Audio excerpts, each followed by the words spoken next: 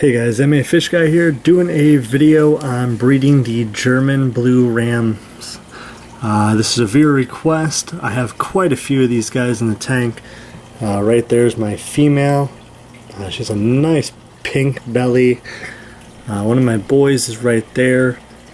The easiest way to tell with the boys from the girls is the boys are going to have an elongated second ray on their dorsal fin. If you look closely, you can see how the second ray is a little bit taller than the other rays on the dorsal. Here's one of my other boys showing off. But these guys can be kind of difficult to breed. You can have multiple pairs in usually about a 20-gallon tank. I recommend just keeping one pair per setup. It just makes things a lot easier. These guys breed on flat slate rock, or they'll dig a pit in the sand. Just like this, but one of my previous videos I said they are hard fish to breed. What I really meant with these guys can be kind of easy to breed, but what it comes down to is the difficulty of raising the babies. The problem is. Also with the boys, there's that black dot. Let's see if I can find a nice one. There's a black dot right there. If it's a boy, the blue is not going to shine through on it. It's going to be solid black. If it's a girl, probably like this one, you can see the blue shines right through the whole black spot. Kind of hard to see because now she's stressed out. But right there you can see how the blue kind of shines through the black a little bit. That's my female. Like I said, with my boy right there, if you look closely, you definitely can't see any blue sheen go through the black spot right there. So that's how you sex them. When it comes to breeding them, you want the water to be semi-soft, usually a pH around 5.5 to 6.5, and this is going to create the right environment for them. And what you're going to do is you're going to start off with cooler water in your tank and slowly raise it up to about 80 to 82 degrees Fahrenheit. Now, to condition them, it's pretty much just like any other fish.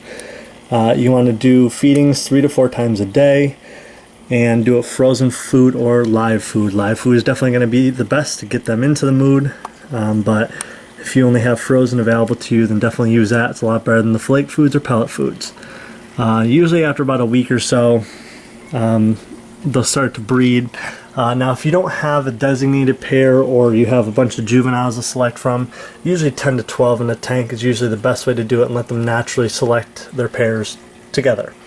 That's usually the best way to do it, and then separate them from there. But after they breed, they usually lay about 150 to 250 eggs, and the eggs hatch between 2 to 3 days depending on the temperature of the water. Of course, the warmer the water, the faster the eggs are going to hatch. Usually within a week, depending, 5 to 7 days sometimes. After the eggs are laid, they'll become free swimming, and that's when you're going to feed them the baby brine shrimp. Now that's really important to keep up on the water changes, feeding the foods, because if you don't, you're going to have quite a problem. Just with die-offs and anything like that. Now it's perfectly normal to keep the male and the female in the tank with the babies. These guys are usually pretty good parents, just like any fish though. Some have their ups and downs. And another thing too with the sexing of them is you can see that female has a pink belly, where usually the boys do not. So that's definitely a good sign too.